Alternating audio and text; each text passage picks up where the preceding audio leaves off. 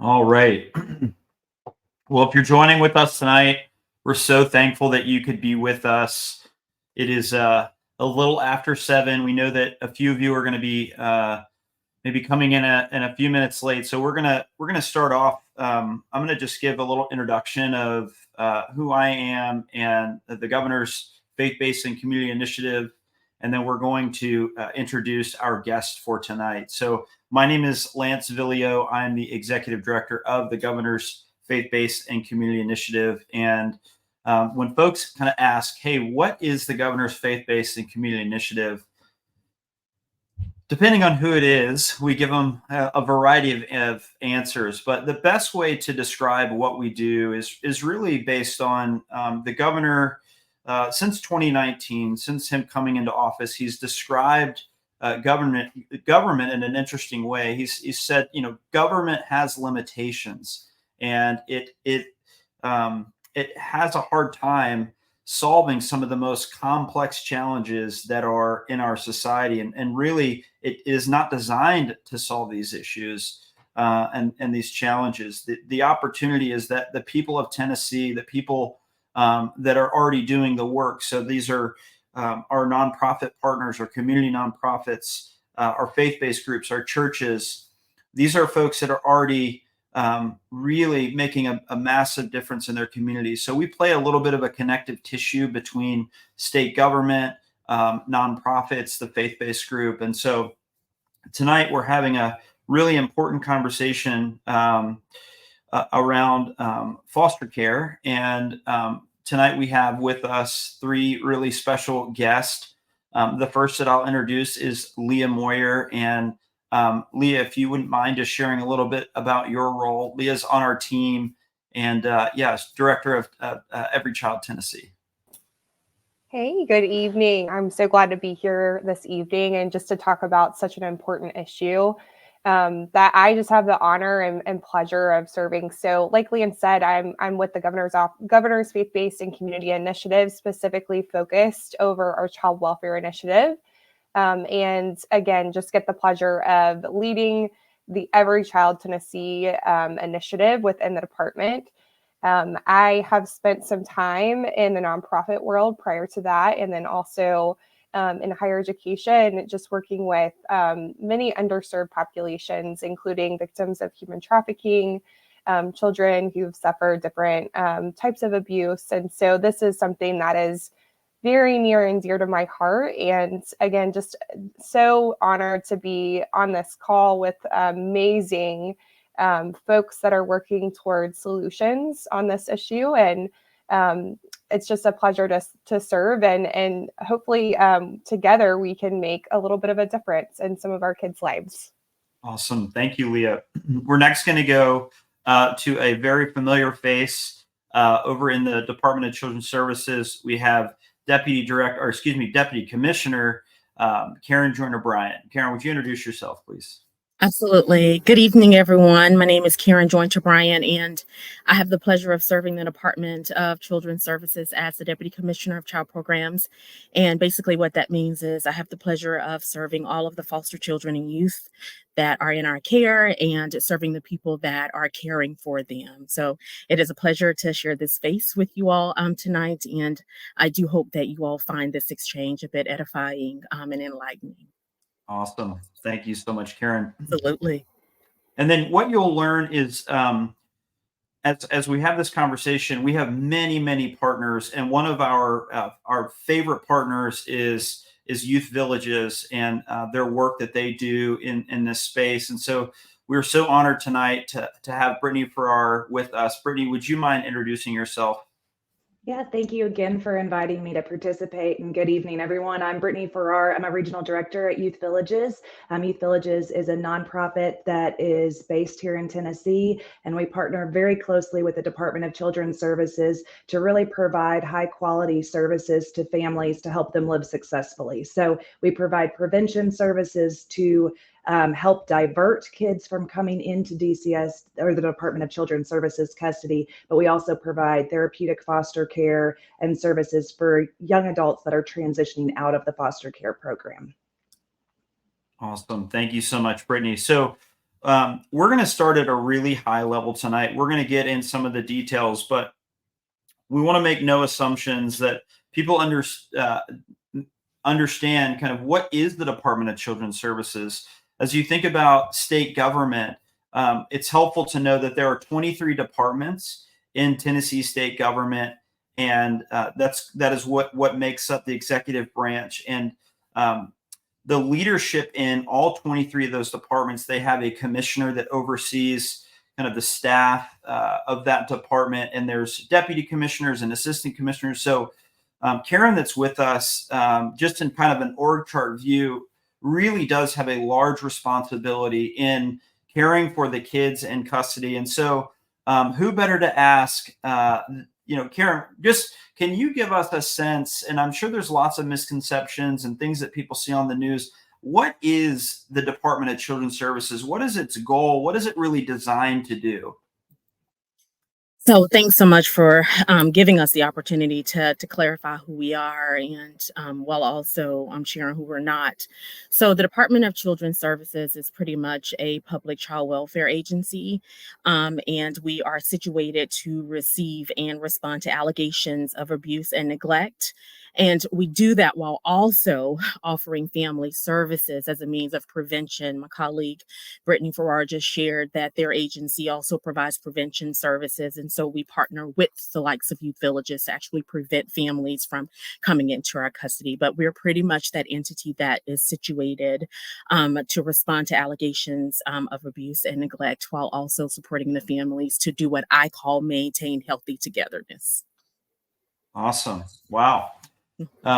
That's really interesting to hear you describe it that way. As I think about kiddos that are, children and youth that are in custody, the question that first comes to my mind is, why do kids go into the foster care system? I know that, like Brittany said, there's an effort to try to keep families together and preserve.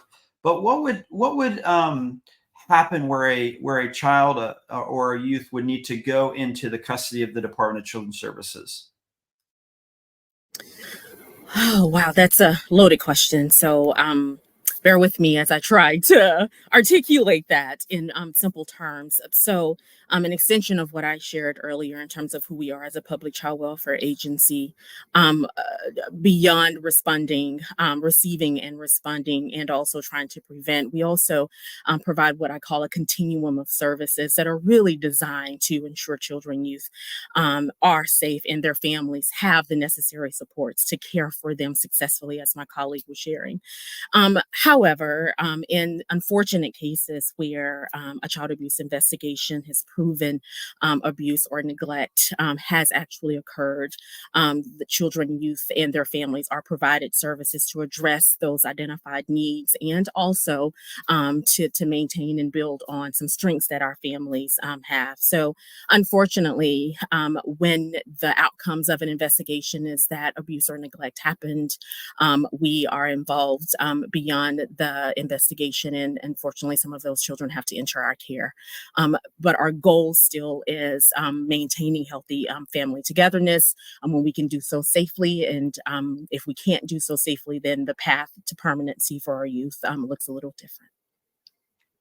Yeah, that makes sense. To give us an idea of how many children are we talking about, can you give us a sense whether that's last year or whether that's right now? How many children and youth are we talking about? So I'm going to give you two data points. So at the beginning of 2023, we had around 8,300, so 8,300 youth in our care, and I'm saying around, that's an estimate. And at the beginning of 2024, we have about 8,100 kids in our care. So yeah. Mm-hmm. Okay. So we're seeing a little bit of a decline there. Little bit of a decline. Yeah. Yeah. So as we understand, kiddos that come into care, obviously, no one wants that. There's a situation that presents itself, a young person kind of come into care, what is the process like when, let's say, a child or children are removed from their home? How long does it take for them to get placed? And what is that process of really placing that child in an appropriate home for that child's needs? So, there are a number of things that come up for me, but for the sake of time, what I will lead with saying is our goal is always to ensure the first placement is the best placement for the children that are entering our care.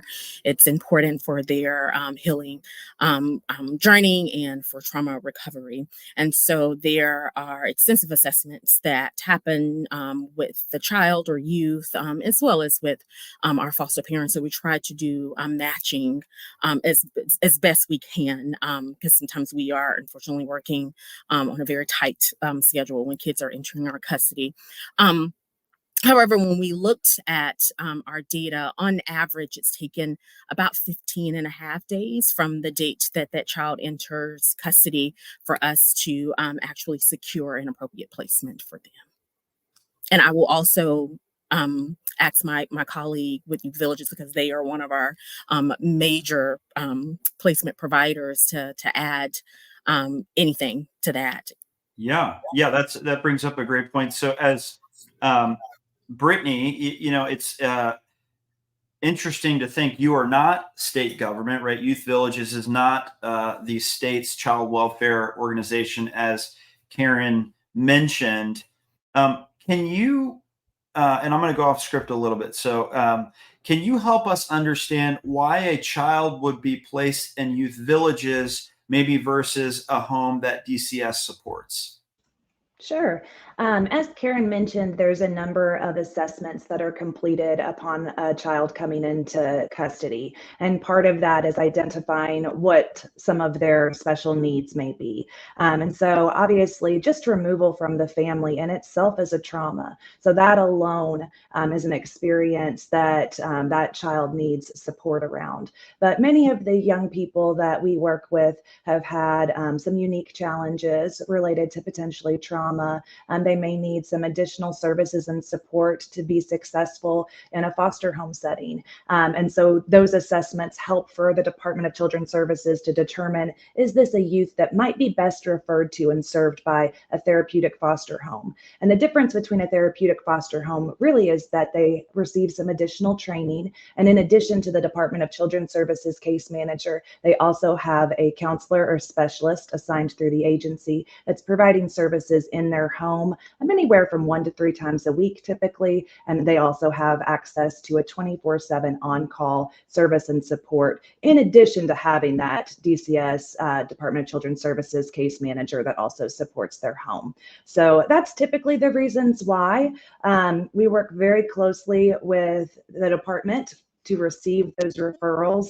They have already completed those assessments. They put together a nice intake pack for us with as much information as they are able to get at the time of removal. And then a member of my team reviews all of that information. They know the foster parents that are certified with Youth Villages, so they're able to identify who might be the best fit for this young person. And then they would call and present all of that information, and hopefully that child would make their way into that home.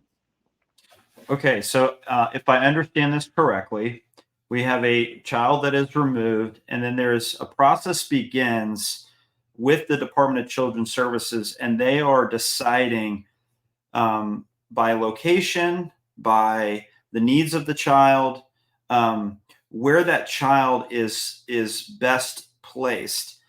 Karen, can you speak to how those decisions are made? One, that's my first question, and then I want to move over to what are some of the barriers for that child maybe finding the right home. You talked about that ideal placement, so maybe start with, how is that decision made? Do you say, hey, we think this is a Youth Villages, and there are other partners like Youth Villages throughout the state, and so how are you all deciding that? And then we'll start there. And then the second one is, what are some of the barriers for maybe finding that right home?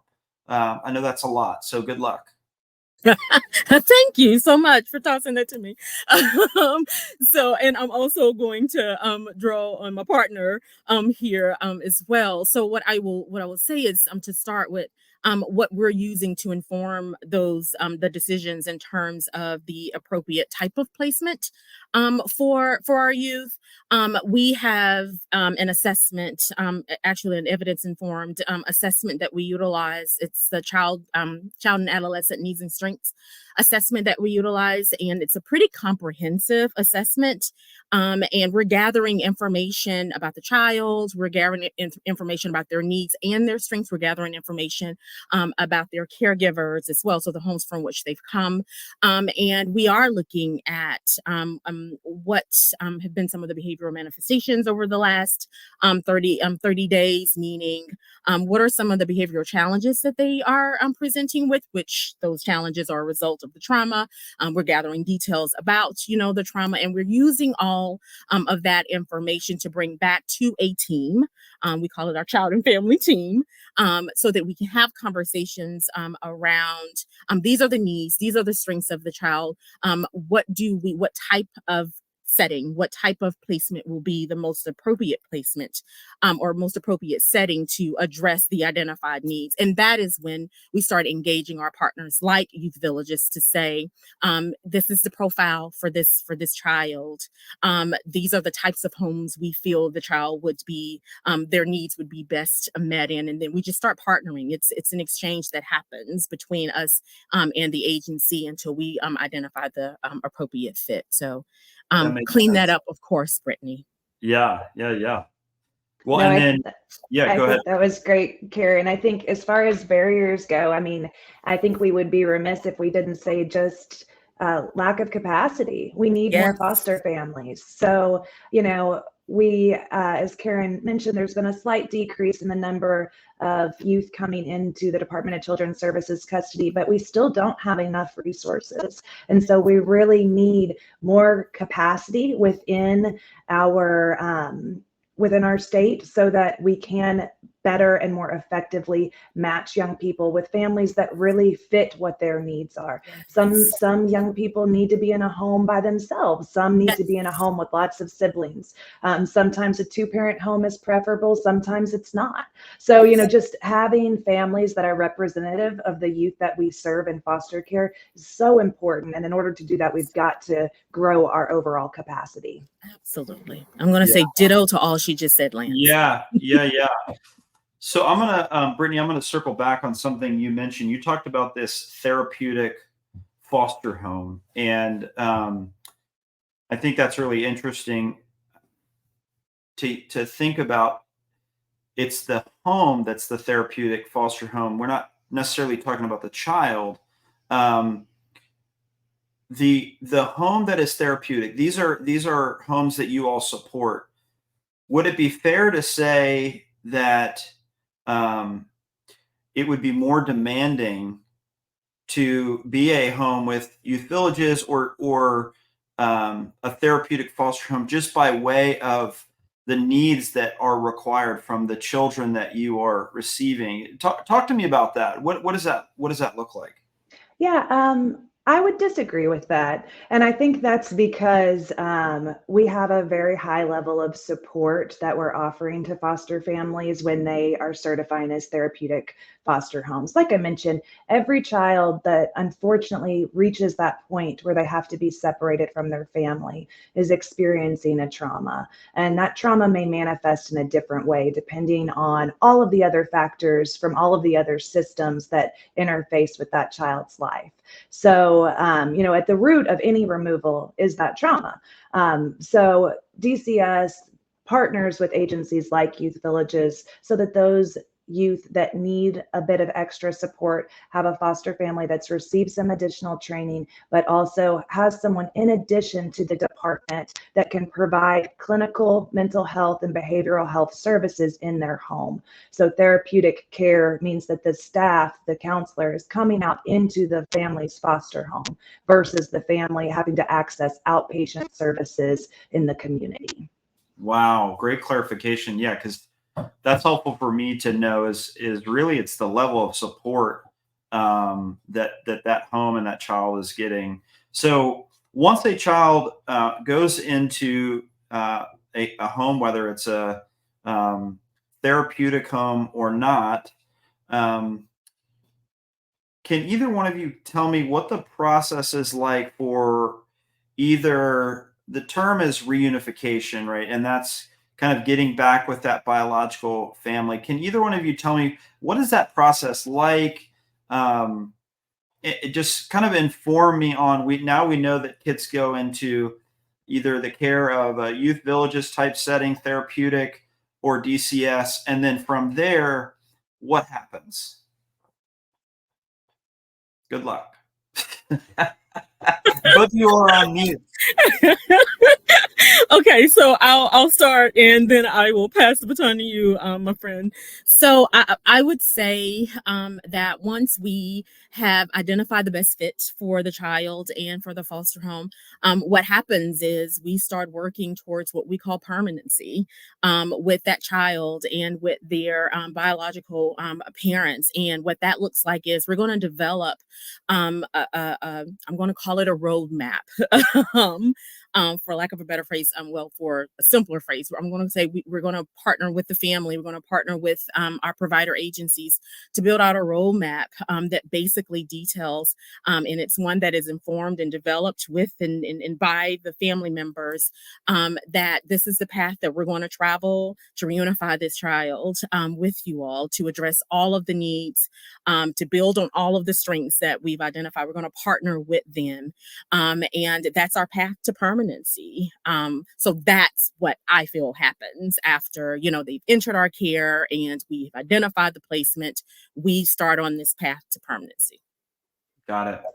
Okay. And I think that's so important, Karen, that you mentioned that we're starting that process at the beginning. Yes. So we don't want to wait, because some of the reasons for the removal may be more complex and may require more services and support. Some we may be able to rectify more quickly by adding in a team of people that can really rally around this family and help them to see the resiliency that they have within them and apply that to the situation to reunify. But I think just acknowledging that the department is providing that level of service and that focus on permanency from the entry point into custody. So that's best case scenario. We have that reunification process, permanency. I think the latest numbers that I saw was just shy of 60%. That is around, and please correct me if I'm wrong, but that's around that reunification number.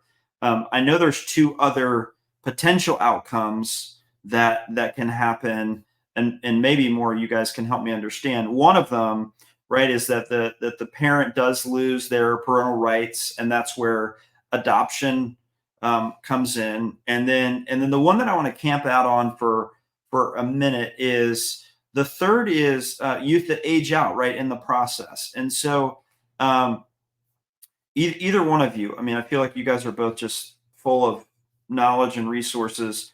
Talk to me about those youth that are aging out, and what is the age of aging out? What is that? What is all of that? We've kind of heard that term, but don't really know what that is. I'd love to hit on that. This is a population. Yeah, this is a population that's very near and dear to my heart. As you mentioned, sometimes there are factors that impact a reunification plan or an adoption plan. And particularly with older youth, sometimes they've just not found an adoptive family yet. And we need more families that are interested in adopting and fostering older youth. But second to that, this population at age 18 transitions to adulthood. And so that means that they have reached their age of majority while in the Department of Children's Services custody. Now, one thing that's really special and unique about Tennessee is their commitment to this population. So Tennessee Department of Children's Services provides extension of foster care services where a young adult can opt in to continue to receive services and support from the Department of Children's Services. That may mean that they continue to live in their foster home that they were residing in. That may mean that they go to supported independent living housing. That may be that they live in a dorm. It may be that they live with a roommate. There's a number of options, but allows for them to continue to receive both the support of a case manager, but also some financial support as long as they're meeting some eligibility criteria, which Tennessee just expanded to mean that more young adults in this population are able to receive that service. So that's great news for us in Tennessee. And then the department also works with youth villages through a public-private partnership to provide a program for youth aging out, in addition to extension of foster care called LifeSet. And LifeSet is offered to every young person that reaches their age of majority while in the custody of the Department of Children's Services. It's a intensive service that lays along with extension of foster care, or can work independently from extended foster care, where the young person is really in the driver's seat. They receive services weekly that are really experiential in nature, focusing on domains like housing, educational, vocational goals, healthy relationships, amongst a number of other independent living skill items. So we're very grateful for our partnership with DCS and Tennessee's commitment to serving youth that are transitioning from foster care at 18.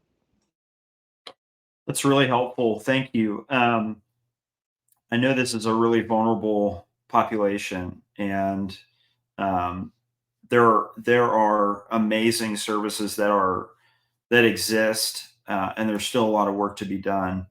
I believe there was roughly 860 young folks that aged out of the foster care last year. So it's about 10% of the population.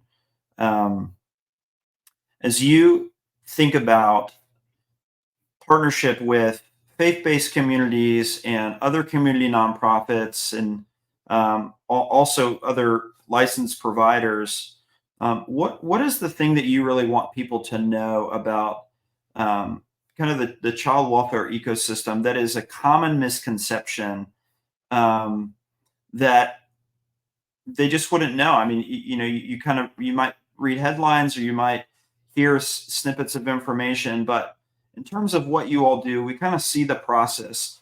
Is there maybe from each of you one thing that you really want a community that is saying, hey, we want to be more involved, we want to be more engaged? Is there one thing that maybe you would want to clarify for them? Or did I stump you? I mean, I think that it's amazing that people are paying attention to the child welfare system and are willing to put their time and their resources into supporting the child welfare system. I think a misconception is just many times what you hear is when things don't go well. But every single day, there are so many things that are going so well. And we are a community of extremely passionate people who really, I mean, we give our life, our attention, our love to these children. And so I think supporting not just the young people within the child welfare system, but also the people that are engaged in the work, because we really do, this is a calling, it is a passion. And I think sometimes the focus can shift to what is not going well. And again, we have children every day that are able to go back home with family, are able to finalize adoption, are getting accepted to college, any number of things. So I like to make sure that we highlight all of the things that do go right. Yeah. Well said. Karen, anything you'd add to that? I think the only thing, and I'm sorry, you didn't tell me that there would be tears. I'm very emotional. The question, I was like, oh my God, and thank you, Brittany. Like, I'm just all, so I'll try and be really brief. But the first thing that came up for me, that makes me emotional, is that the Department of Children's Services isn't the system. each and every one of us that's in this frame, each and every one of us that's watching and listening to us today, each and every one of us that has a heart for children, for people. We are the collective system, and we have the responsibility for caring for Tennessee's children and even their family members that are struggling, like a number of our family members. We cannot do it alone. We absolutely cannot do it alone. We rely heavily on our partners like Villages, on our partners like Lance and his team, and so many other state agencies. But that's the one thing that I carry with me. I really want people to know that it's not just us. We're not the system. The system is so much bigger than us. And we really, truly do need our partners to come and lock arms with us and help us serve children and youth in Tennessee. Well said. Yeah. You can tell this is more than a job, which, yeah, I really appreciate you sharing from your heart, both of you. And, the invitation for our initiative to really lock arms in what you're doing. And I think this year with our Every Child Tennessee campaign, we'll be able to do that in meaningful ways. It's easy to say, hey, we're with you and we support you. It's a totally different thing to have a plan and to start putting steps in order. And so hearing from you all and hearing the needs and the demand, I certainly heard several gaps and areas where folks can step into, whether that's becoming a foster family with DCS or with Youth Villages or a similar provider agency. I also heard the emphasis on becoming a foster family to older youth and really prioritizing that age and to not give up on youth that are aging out, that there are amazing success stories that certainly never make the headlines, but that are happening every day. And so part of what our community can do is make sure that we're sharing and telling stories of success stories, and that this is not a hopeless story. There's a lot of hope. There's a lot of people that really genuinely care. There's a story that I shared at the Send, which is the event that kind of kicked off this, and I told two stories. One was it was when I was just started at in this role, and I went and visited Shelby County. Marlene Hyman, who I think has wings. She's a saint. She's the regional director for that area, and I got to take dinner to the children, and then as I was leaving, I overheard a conversation of these caseworkers, and they were talking, and you could tell that it was one of their last days. And, I'm kind of like sticking my nose where it doesn't belong. And I'm like, hey, why are you leaving? What's going on? And she said, yes, I'm leaving. And I was already that far in, so I was like, okay, I'll just keep crying. And I said, do you mind if I ask you why you're leaving? And she had these big old crocodile tears, and she said, I've had this job for 6 months, and she said, I've been here since 5:00 this morning, and it's 9:30 at night, and I haven't seen my kids in 3 days. And she said, I am not being a mom to my own kids and parenting these children. And then that reminded me, Brittany, of what you said, that we can absolutely wrap around our local DCS offices and our caseworkers and in a way adopt them, because they're people and they have feelings and emotions and families. And so I'm just so thankful for y'all. We're going to have a time of Q&A, and I'm sure that folks have lots of questions for you. But I'm going to change gears here. And you all met Leah, who's our director of Every Child Tennessee. And I don't want to assume that folks know what that is. And so, Leah, if you would first kind of give us a 30,000 foot view of what is Every Child Tennessee? I know that it's really new and that folks will be seeing more of that, but can you just give us a sense of what it is in general? I would love to do that. Yeah. So Every Child Tennessee is brand new, which is so exciting. We will be actually launching the statewide initiative later this year. And so the premise of this call is to, I think, really mobilize our community in supporting a statewide collective effort, because it truly takes every single person to support a healthy family mindset. um, this system can be so complicated and nuanced, and if you don't have the right resources coming together to serve at every angle with a really holistic approach, there's so many missing pieces that can go askew at any moment. So I think this is a very uniting thing. Our kids are a very uniting thing.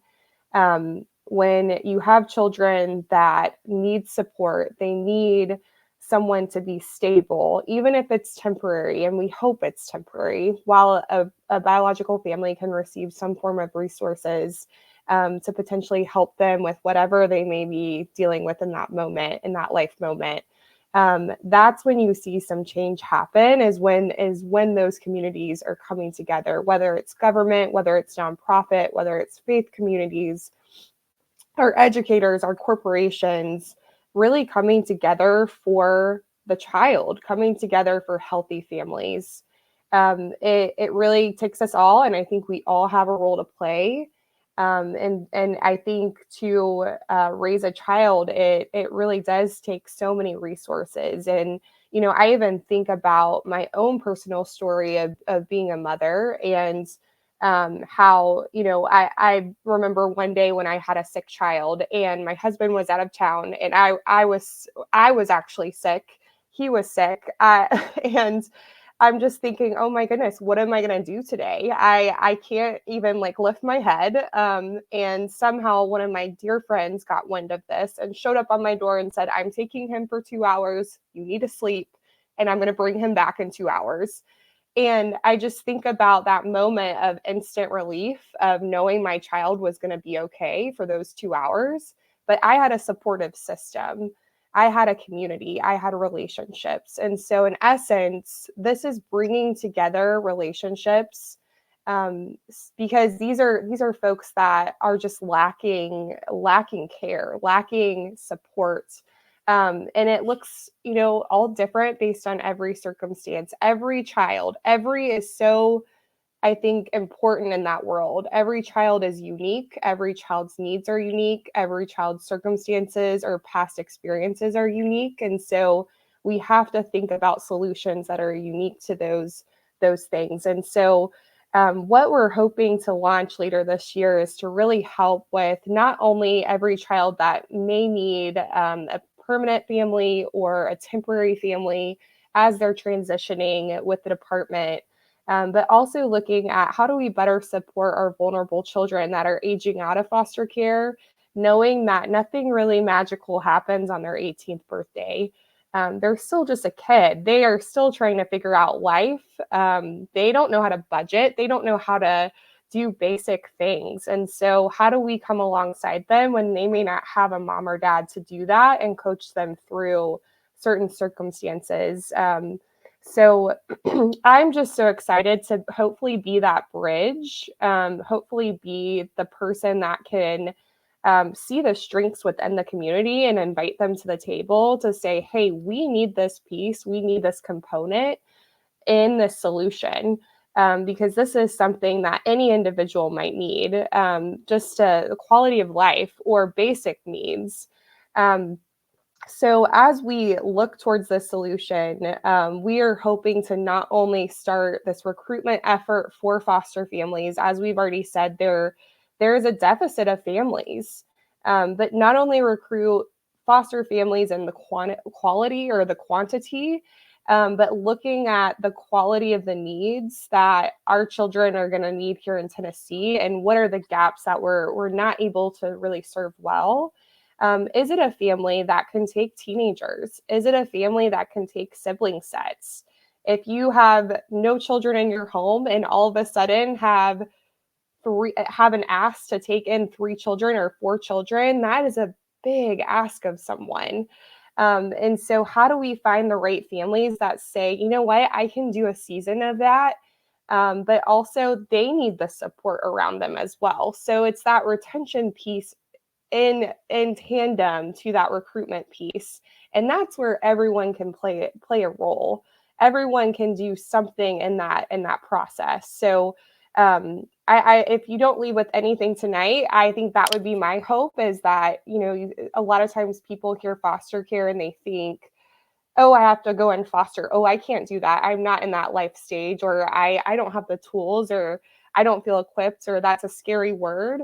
But that's not the only way to help. There are so many other ways to help in this process. Awesome. I know that one of the things we talked about at the event was this idea of becoming a champion. And so you talked briefly about the idea of becoming a foster family, right? We've identified that as a need. We've also identified wrapping around your local DCS office or caseworker. And so and then you just mentioned kind of the wrapping around of foster families. So there's lots of serving opportunities, but we've talked about this learn, advocate, and then serve approach. Can you help us, Leah, understand, why do we start with kind of this learn concept? Why is it so important to understand the system before we start activating or before we start serving? Yeah, I love this question, because I love to give a little analogy to this. So if you have a stomach pain and you go to the emergency room because it is unbearable, hopefully you are going to have a surgeon or a doctor show up who is trained, who has studied what is a stomach pain, what could that be, or what could be treatment, or what are things to look for. And so I think it's so important when you're talking about children, especially children who have experienced trauma, and anyone that has been, like Brittany said, involved in a removal circumstance from their parent is going to experience some form of trauma, if not others. So you really need to have a baseline of education in order to work with a pretty specific population. And so I think if you can start there and really understand expectations on what it means to be involved in foster care and in this system in general, one, I think you know more going forward. Two, you may be able to know how to serve and set your own expectations, and what is looking like success for one person might look very different for someone else. And so especially when you understand and start to learn about trauma and how that can impact decision making and anything like that, I think it really helps you understand how to potentially interact. And so this educate piece, I think, is crucial. I think it also helps just identify, okay, what are the ways that I personally can plug in based on my skill set, based on my experiences, my personal needs, or even my personal triggers in life based on my own circumstances.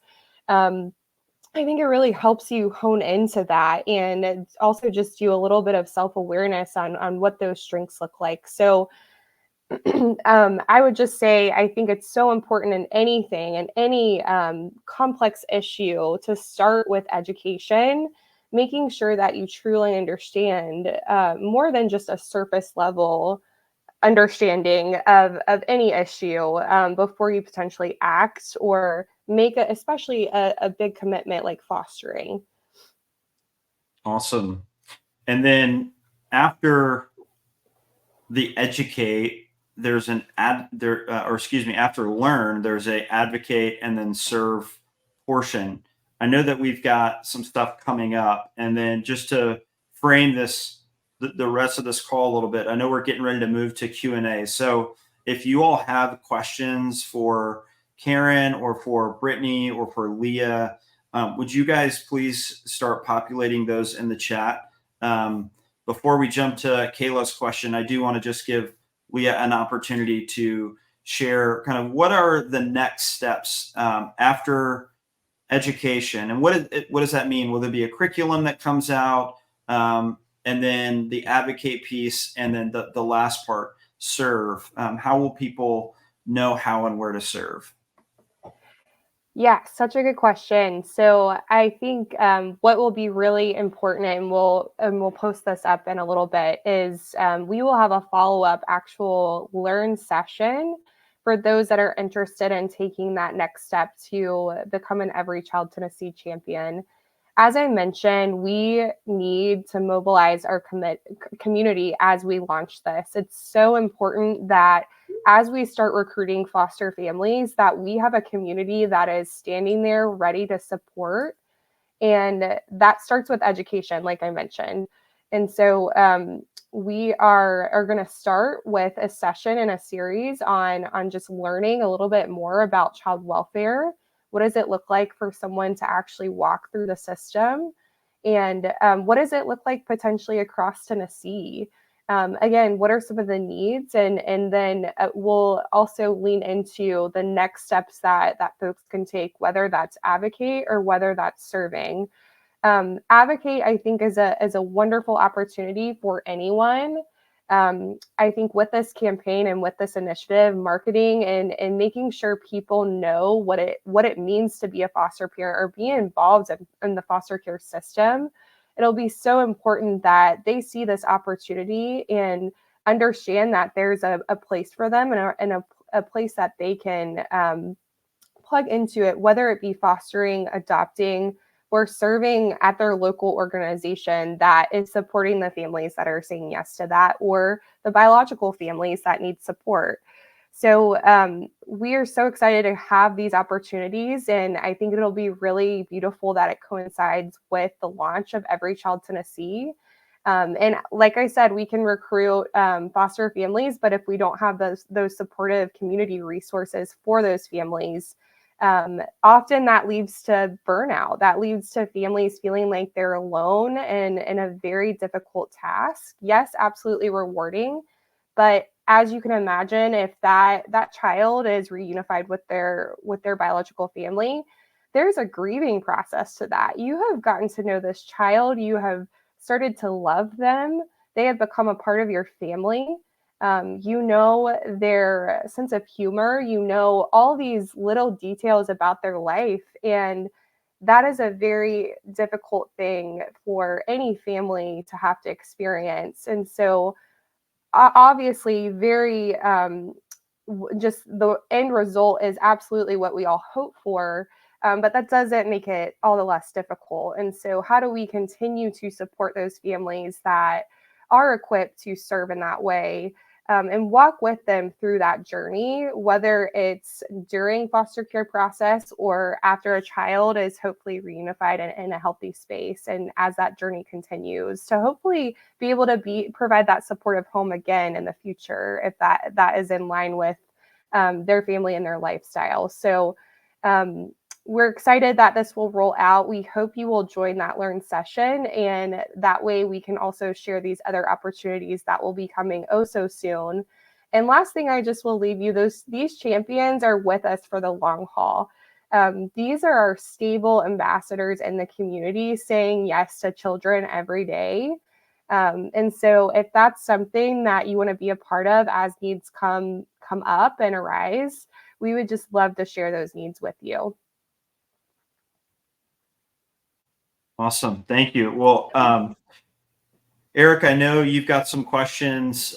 Leah, thank you for giving us a breakdown of kind of the Every Child Tennessee and also what the champion model looks like. So Preston says, Kayla, wait, Eric's going back and forth. So I want to know about RAP and how to get involved in that. I love fostering, but don't have the means to do that at the moment. So does anybody on this call want to touch on wrap services and how they can get involved. I know that we are looking at more of a statewide effort for that, but in the short term, anyone want to tackle that one? I can do that. And then I'm happy to let anyone else chime in if they have a great experience. So, so I think first and foremost, if you're a part of a faith community, looking inward into your own community and seeing if there are any foster care families or what your church's stance is on foster care. We have some really great partners in the Office of Faith-Based and Community Initiative that are just doing these wrap ministries incredibly well. They are truly the reason these families are continuing to foster for years and years and years, because they feel they have this supportive network that really wraps around them. So I would encourage you to first do that. And then I think as you kind of walk through our series with Every Child Champion, once we get to that last segment, that is where we will really help individuals plug in specifically.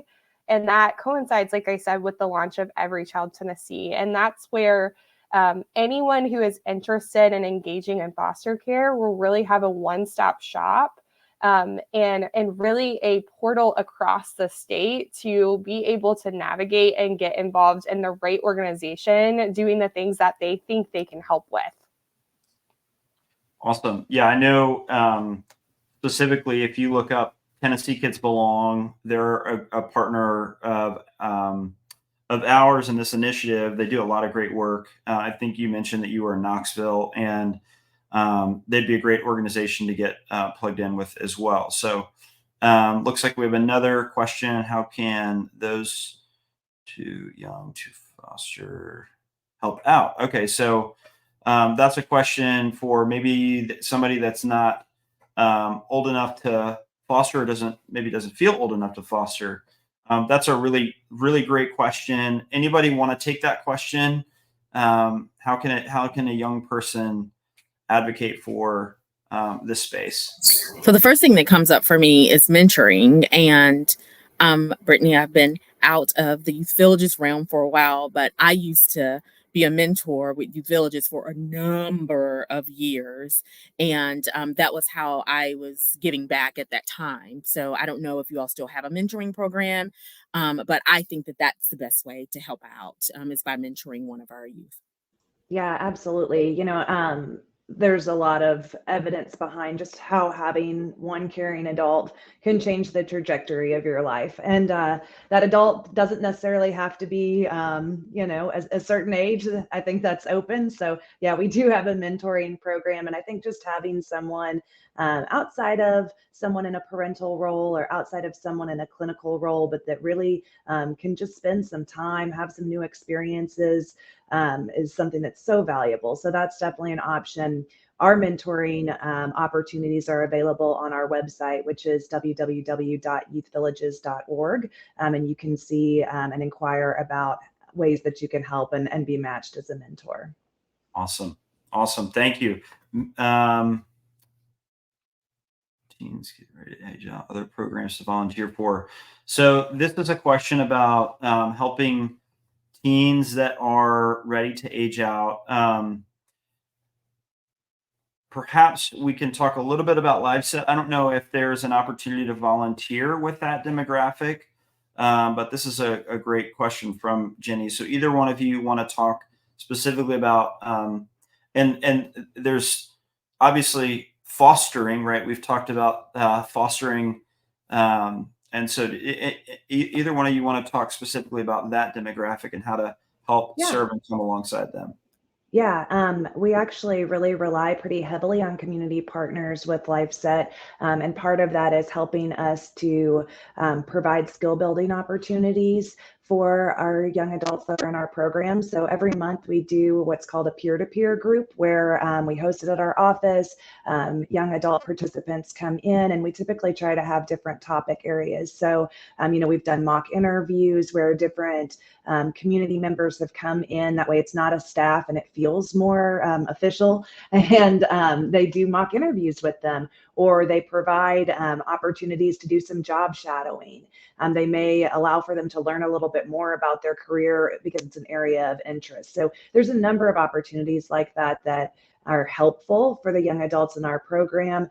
Because again, you think about, for most of us, ways that we maybe have gotten a leg up is through our own or our family's extended network. So when you're a young person that's aged out of foster care, you may not have some of those organic relationships within your community. And so I think any way that we can build those bridges so that they get that leg up that many of us have is really impactful. Awesome. Well, I think we have time for maybe one more question. So what kind of new initiatives fall under Every Child Tennessee? Are there specific access points for individuals and families? So yes, Leah, you want to give some thoughts on that? What specifically falls under the Every Child Tennessee? Yeah, so not to go too much into technical jargon, but we are actually contracting with another organization that has implemented this model in 3 other states. And basically what they do is, and this is why the launch is happening later this year, because we need some time to really walk through the process and make sure we're soliciting all the feedback that's needed in order to build the product. But basically what they do is really craft and create a one-stop portal for anyone in Tennessee that's interested in engaging in foster care. So that could be through a volunteer organization. It could be through a licensed provider like Youth Villages. It could be through DCS.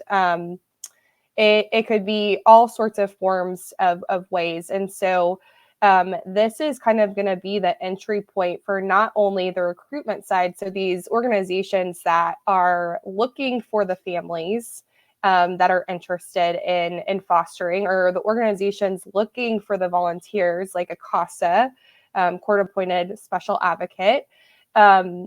It's also for the individuals who are saying, hey, I want to get engaged, but I live in Knoxville and I don't know what organization I really want to work with. And so this is an organization that has really crafted a system for everyone to collectively come together. And then they provide this kind of concierge service to the individual to hopefully be able to help them match with the organization based on their interests and how they would like to get involved. So again, I think we're so excited to share more as we get to that point. And that's why these next couple of months, we really urge you to learn more, join some of our events, starting to get plugged in other ways. And you're truly hearing some of this information for the first time. No one else has really heard this yet. So we're very excited to share this and think this will be the difference maker in Tennessee. Awesome. Well, y'all, we are out of time, and I just want to thank our guests one more time. Brittany, thank you so much. So supportive of the work of Youth Villages. Y'all, please, if you haven't already, go check out their work. It's amazing. If you're in Memphis, try to get a tour of Bill's place. That is like my favorite place. I don't know if I'm allowed to say that. Karen, thank you so much for your commitment to the 8,100 kids in care, and also to the staff that I know is working so hard. And Leah, we're so excited that you are leading this initiative and all that's going to come from this work together. So if you guys wouldn't mind, please scan the QR code on your screen. We want feedback. We want to make sure that we continue to provide the best information, and your feedback will help us do that. So y'all, thank you so much. Thanks for your time on a Monday night. Take care.